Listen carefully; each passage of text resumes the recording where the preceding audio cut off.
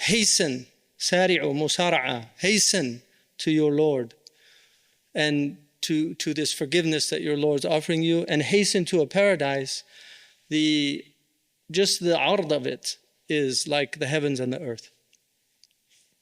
In Surah Al-Hadid, Allah says, سابقوا إلى مغفرة من ربكم وجنة عرضها كعرض السماء والأرض أعدت للذين آمنوا بالله ورسله.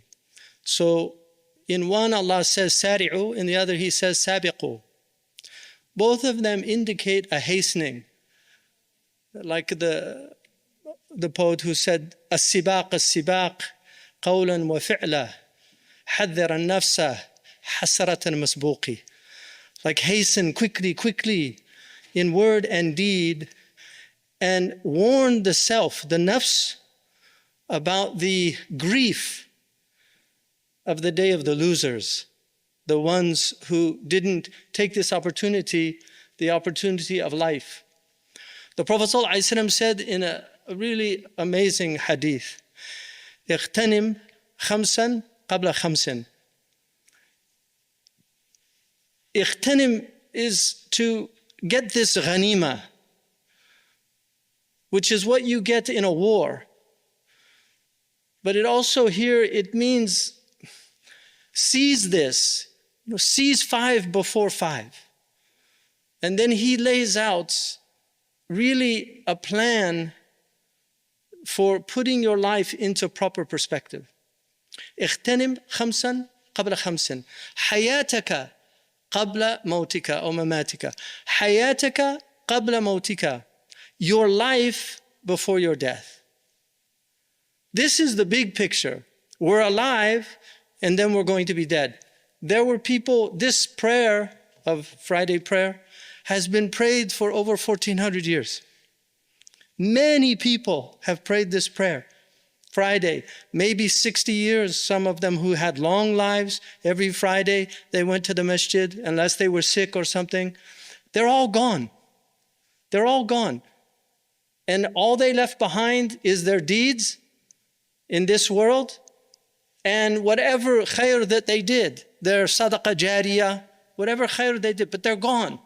They saw sunsets, they said subhanallah, they said mashallah, they got angry, they laughed, they told jokes. All of these things that humans do, and now it's our time. And then we're gone. And there's other people here with all the same problems, the same arguments, the same debates. Why isn't your robe shorter? Why isn't your beard longer? This is some of the silliness of our community. Al-Mutanabbi said, أغاية الدين أن تحفوا شواربكم يا أمة ضحكت عليها الأمم. Is this the extent of your religion, the length of your beard? Oh, ummah, that all the nations are laughing at. I mean, so it shows you back then. Zamakhshari has famous lines where he says, don't tell people your madhab because you're always going to find people find fault in you. Cancel culture. You think it's new? Like cancel culture is new? There's nothing new about cancel culture. People have been canceled since Cain and Abel. Cain canceled Abel. This is human. So have this big picture. Your life is here now. You're living. You have hayy. You're hayy. But not forever, for a short time. اغتنم خمسا قبل خمس. And then he said, sallallahu alayhi wa sallam, أو كما قال according to Imam Ahmad and Al-Hakim and Al-Bayhaqi, this is a sound hadith. And then he said, وَصَحَّتَكَ قَبْلَ سَقَمِكَ. The next most important thing after life itself, in order to do things, is health. So you need to be hayy, but then you need to be sahih. Because once you're sick, you can't do anything. So now you have the time, you have the health. I'm warning myself, wallahi, first and foremost. Because I'm old now, I'm not young. Many of you are very young people. We were young like you. It goes very quickly. The Romans, they said, tempus fugit. Time flies. It flew for them like a bird. Now it flies like a jet plane. But it flew for them. Time flies. Your health. The Arabs, they say, الصحة تاج على رؤوس الصحة لا يراه إلا المرضى. Health is a crown on the heads of healthy people that only sick people can see.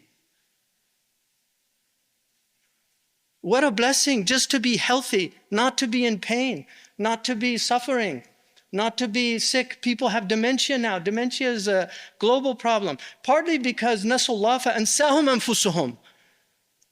They forgot Allah, and so Allah caused them to forget themselves. And what greater baliyah than to forget your Lord, but the next greatest baliyah is to forget yourself. This is dementia now. We have spiritual dementia. You know everything and remember all the things you did yesterday, but if you forgot your Lord, you have spiritual dementia.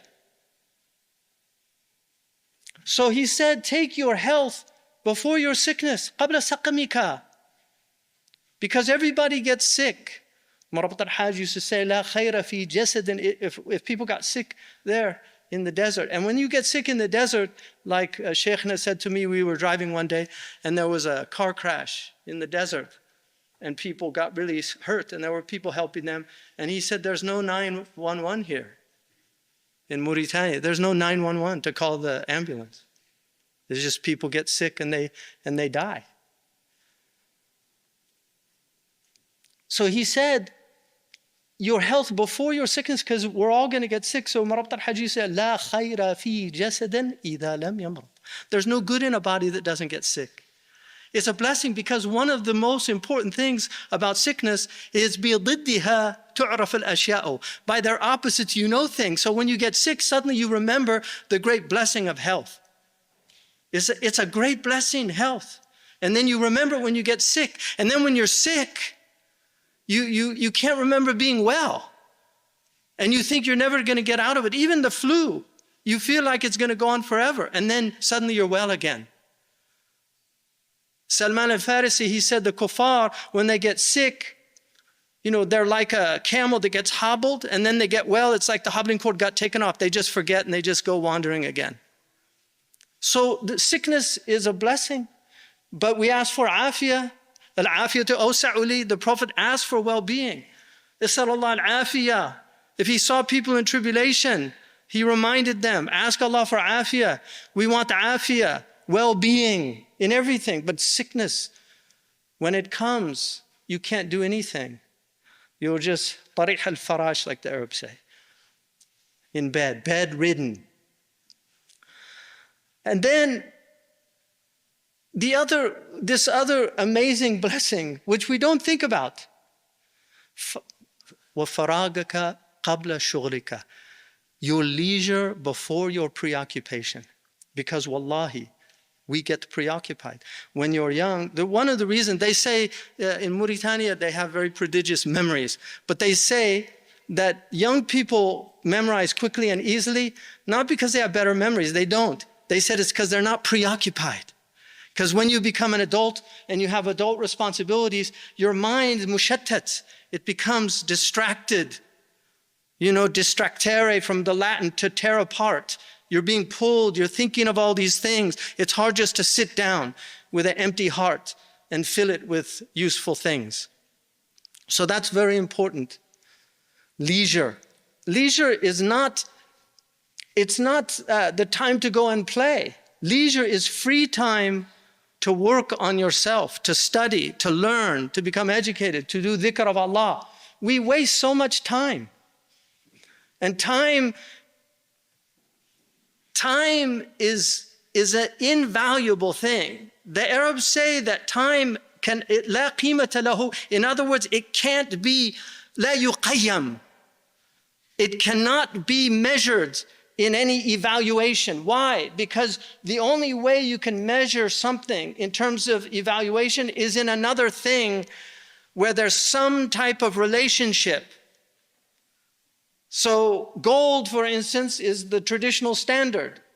So this gold is precious, but it has a price. It's not priceless. It has a price. Time cannot be evaluated because it's priceless. There's nothing like time. It has absolute pricelessness. It cannot be ever, there's no valuation of time. And so with loss of time is loss of something you can never replace. Ibn Ata'illah, he says that there are two types of huquq in time. Huquq al-awqat, two types. Huquq fil awqat, the rights within the time. So for instance, if it's right now, it's time for Jum'ah. This is the haqq of this time. If you miss the Jum'ah, you can make istidrak. So this is a type of haqq that you can make up. If you have a valid excuse, if you didn't have a valid excuse, you say astaghfirullah and hope Allah forgives you. But if you had a valid excuse, you can make up by praying dhuhr. So there are huquq that can tustadrak. They can be redressed. That's huquqan fil awqat. So these are the wada'if, the ibadat, those things, haqq al-walidain, birr al-walidain. You have a haqq for the parents. You have a haqq for your body to exercise. That's a haqq of the body. If you're not exercising every day, you are dhalimun li nafsika. You're oppressing yourself because you're going to get sick. And sickness, as one of my teachers said, is largely a choice. Most sickness, people made themselves sick by not doing the things necessary to maintain their health. That's why preventative medicine is so important, right? The Arabs say a penny of prevention is better than a pound of cure. So you have to go out and exercise your body, or else your body is going to ya'tadi alayk. Because the zalim always, the madloom, fights the zalim.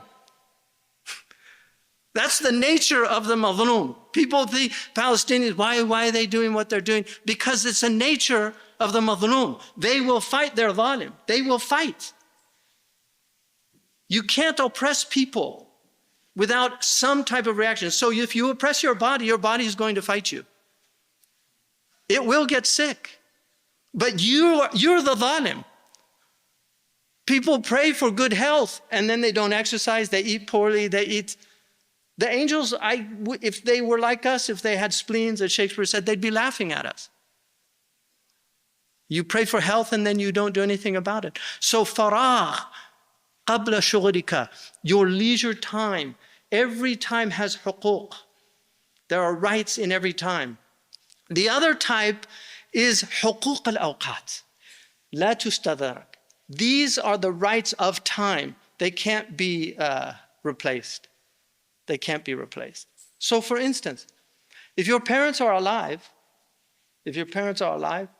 and they're old, and you don't have filial piety towards them, meaning you're not showing them the respect and also taking care of them the way they need to be taken care of in their old age. And the Prophet ﷺ said, عَجِبْتُ لِمَنْ أَدْرَكَ أَبَوَيْهِ أَوْ أَحَدُهُمَا فِي كِبْرِهِمَا وَلَمْ يَدْخُلَ الْجَنَّةَ بِهِمَا. I don't understand how somebody could, because ajab is, you don't know the sabab. Like he's saying, I don't understand, it's incomprehensible how somebody can have their parents in old age, one of them or both of them, and they don't use it as a means to enter paradise.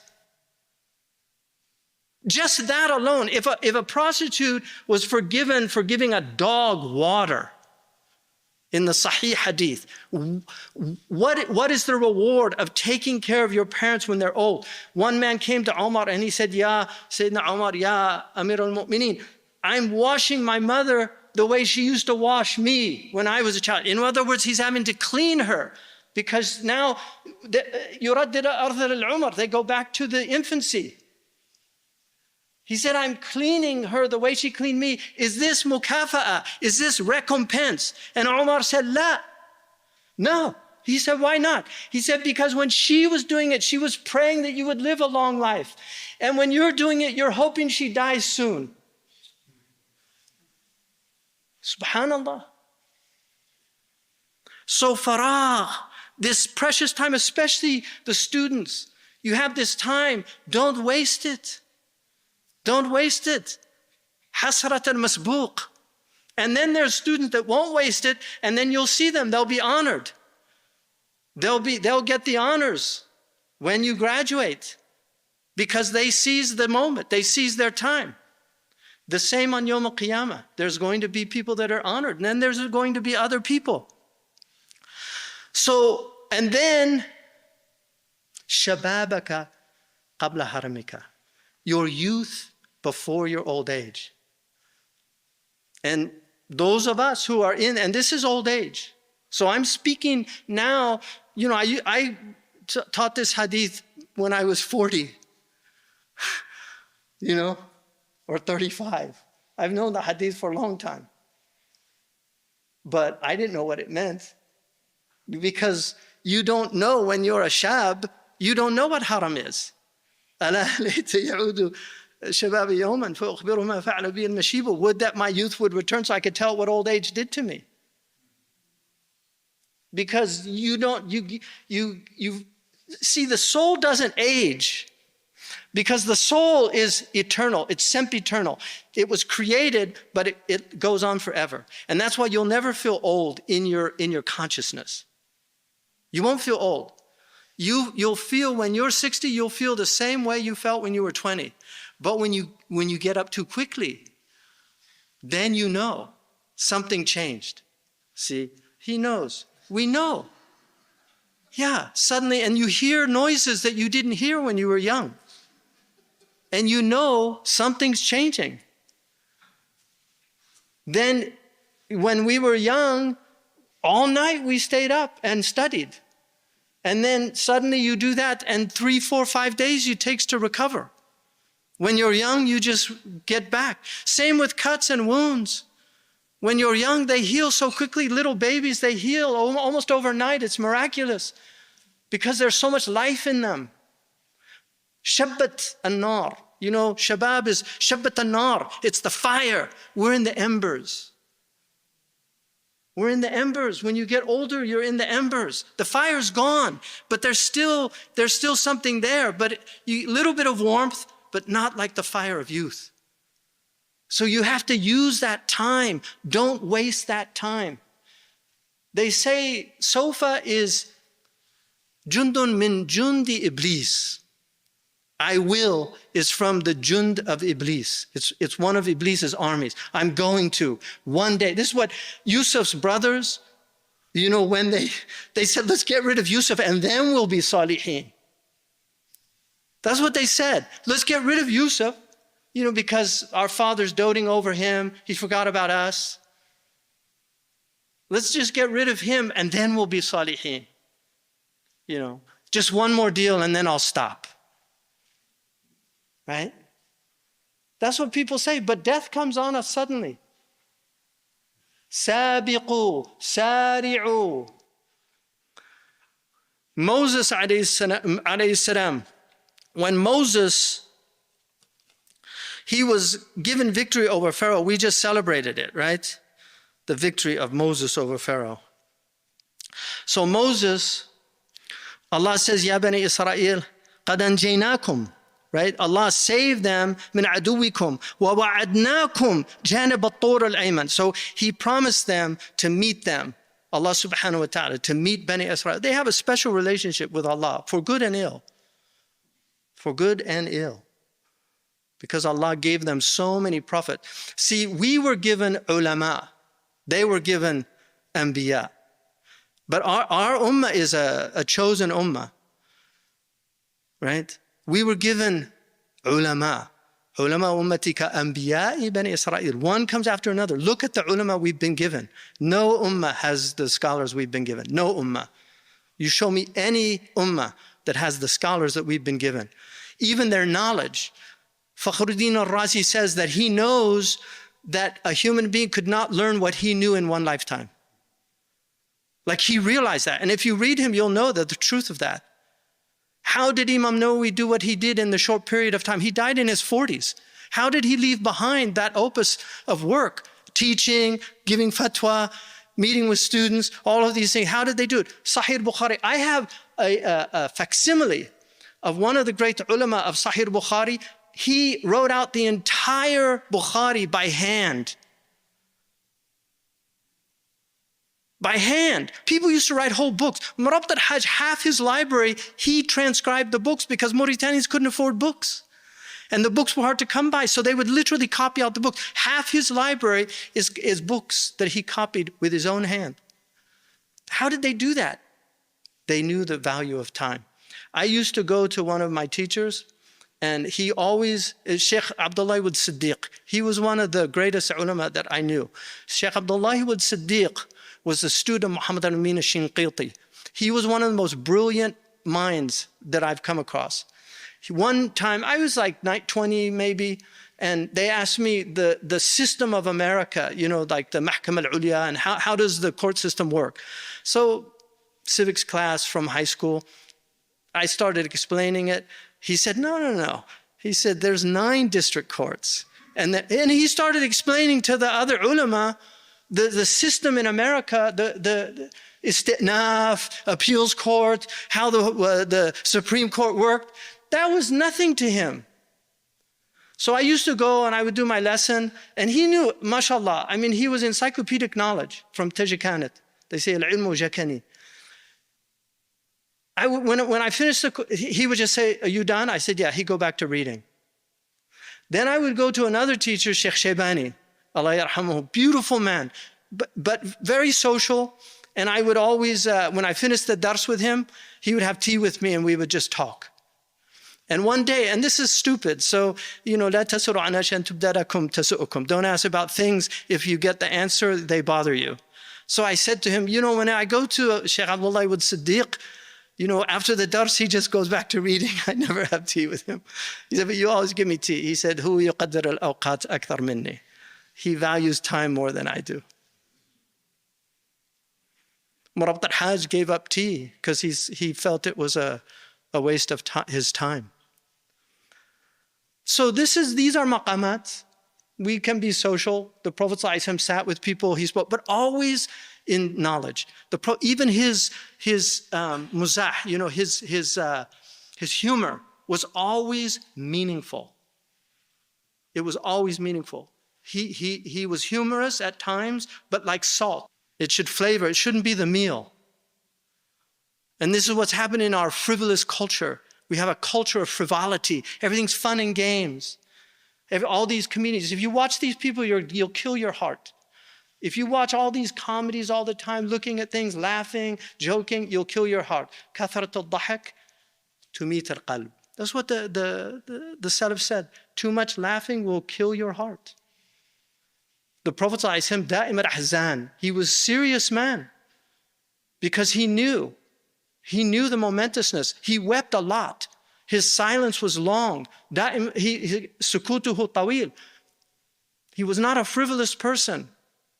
He was serious because life is serious and it comes to an end. And the last thing, this shabab qabla haramika, you know, this shabab before your old age, and finally ghinaka qabla faqrika. Take use of your independence before you're in need. If you have what you need in life, be very grateful, because once you lose it, that's all you can think about. Faqr is a terrible thing. To be poor and to be worrying about rent and and many people now, you see we have a crisis now all over this globe. So when Musa alayhi salam went, he was promised to meet him and his people, because it's Bani Israel. But he went first and he told them to follow him.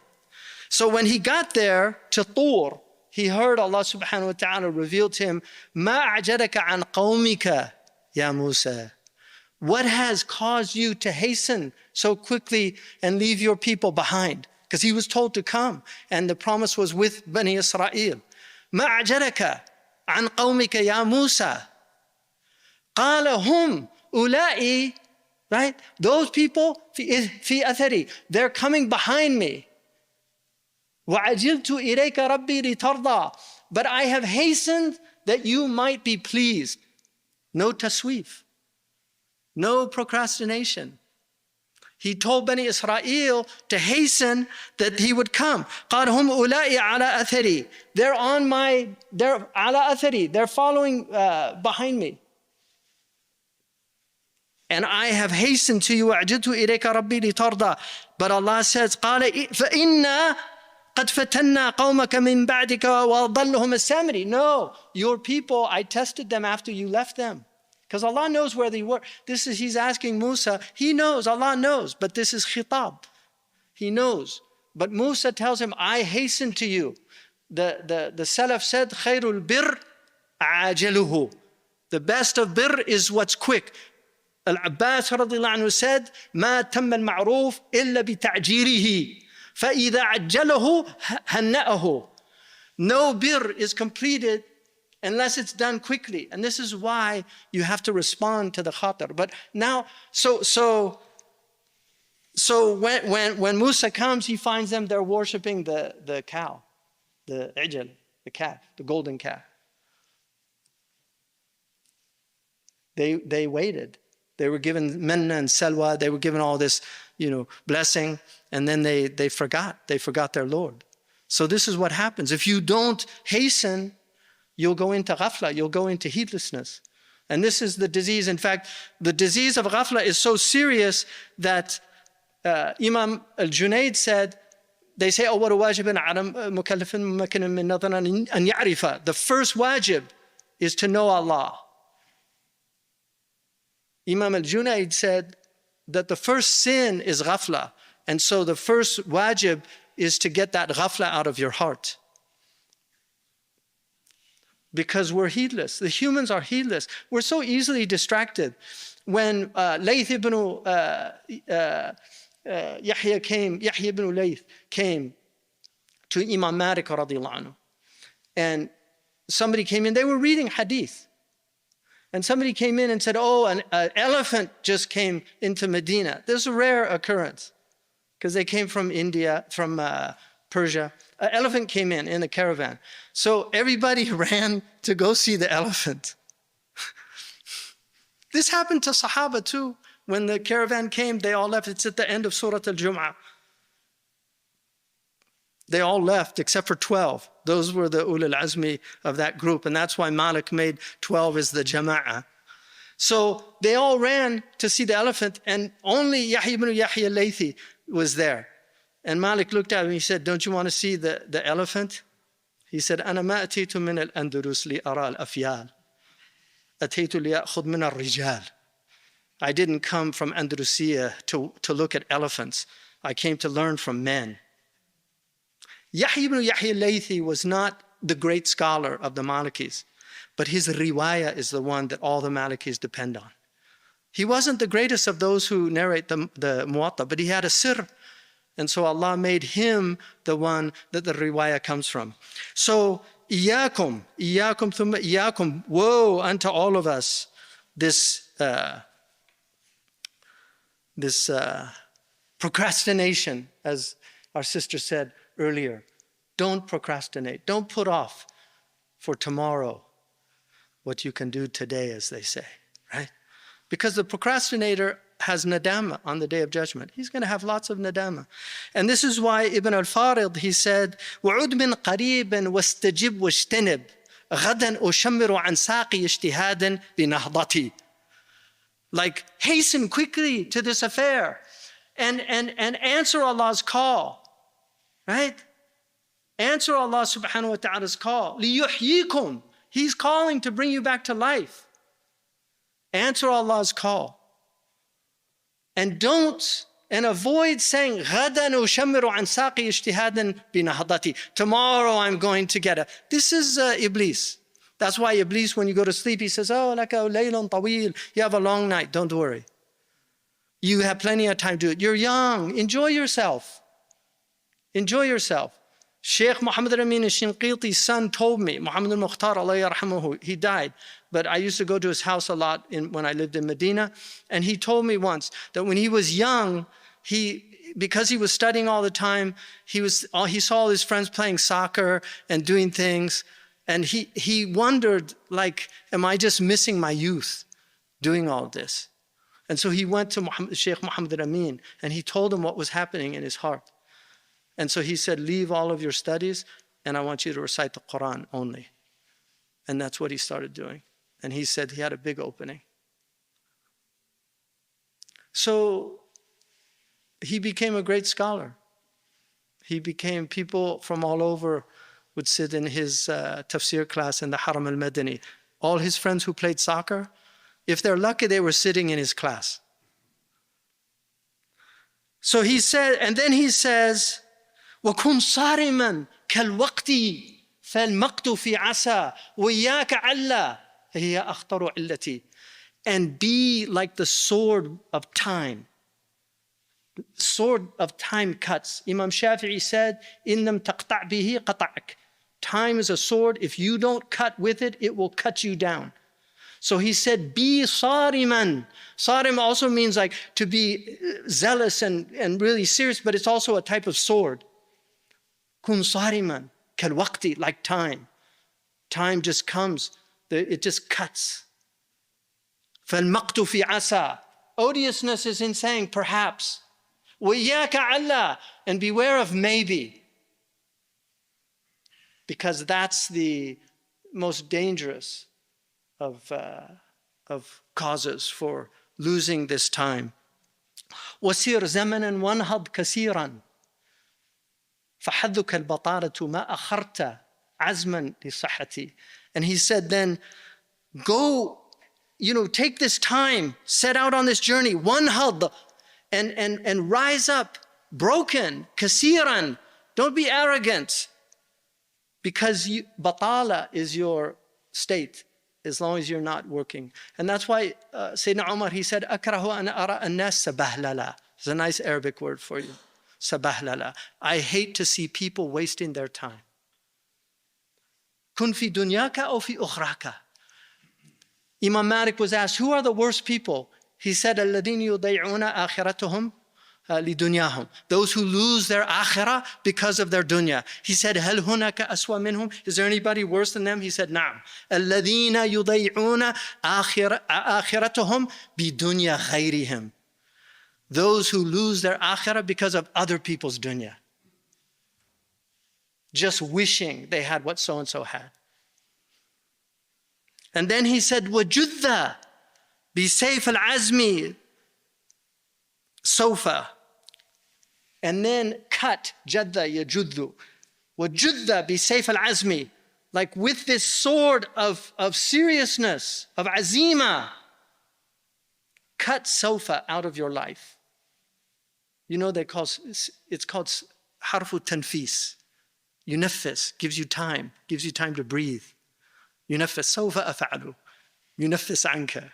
That's what it does. That's what Iblis does. Yunaffis anka. La bas, ma tkhaf. You'll get it done one day. One day never comes. And then he says, فَإِن تَجُذْ. If you cut it, تَجِدْ نَفَسًا. You will find this breath. You'll find this wind in your sails. فَالنَّفْسُ إِذَا جُدْتَ إِن جُدْتَ جَدَّتِ. Because your soul, if you're generous with it, by using it for its purpose, it will become serious for you. I'm talking to myself. I just want to remind all of you of that. Wallahi. I've wasted so much time in my life. And this is why all we can do is hope that whatever is left, we use it for the preciousness, for the pricelessness that it possesses. Imam al-Shafi'i said if there was only one surah revealed in the Quran, it would be enough. And that's Surah Al-Asr. Wal-Asri, inna al-insana fi khusr. Wal-Asri. Look at the word Asr, which is time. Asara ya'asiru. Asara ya'asiru. Your life is going to be squeezed out of you until there's nothing left. That's what time does. It squeezes us until there's nothing left. It takes every last drop of our ajal, and then it's over. وَالْعَصْرِ إِنَّ الْإِنسَانَ لَفِي خُسْرٍ. Khusr is loss. Kierkegaard said, the easiest thing to lose in this life is yourself. He said, you can lose $5 and you'll notice it. You can lose a limb, you'll definitely notice it. You lose a spouse, you'll notice it. But he said, people lose their lives and they don't even notice it. It's amazing. خَسِرُوا أَنفُسُهُمْ. They lost themselves. That's what Allah says in the Quran. They lost themselves. And then he says, that's the khusran al-mubin. That's the manifest loss, is to lose yourself. وَالْعَصْرِ إِنَّ الْإِنسَانَ لَفِي خُسْرٍ. The human being is at a loss because time is diminishing. It's going. And none of us knows the ajal. Imagine if we all had our ajal over our heads. So you meet somebody, oh, you only have 3 days left. Subhanallah. What are you going to do? Imagine if we all had our ajal over our heads. How it would change our perspective of meeting people. We don't know. This is something Allah has hidden from us. وَالْعَصْرِ إِنَّ الْإِنسَانَ لَفِي إِلَّا الَّذِينَ آمَنُوا وَعَمِلُوا الصَّالِحَاتِ. Except those who utilize their time. They believe, in other words, they have knowledge, because you can't believe without knowledge. فَاعْلَمْ أَنَّهُ لَا إِلَهَ إِلَّا هُوَ. Know that there's no God but Allah. So they learn their deen. وَعَمِلُوا الصَّالِحَاتِ. And then they have action based on knowledge. وَتَوَاصَوْا بِالْحَقِّ. And then they enjoin others to the truth. وَتَوَاصَوْا بِالصَّبْرِ. And they enjoin to patience. Amazing surah. It's all there. Those are the things. Learning, acting, calling others to the truth, and then being patient with this dunya, because this dunya is a tribulation.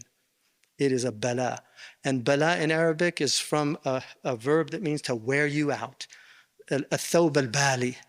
It's a robe that's worn out. That's what bala does. It will wear you out. And that's what it's designed to do.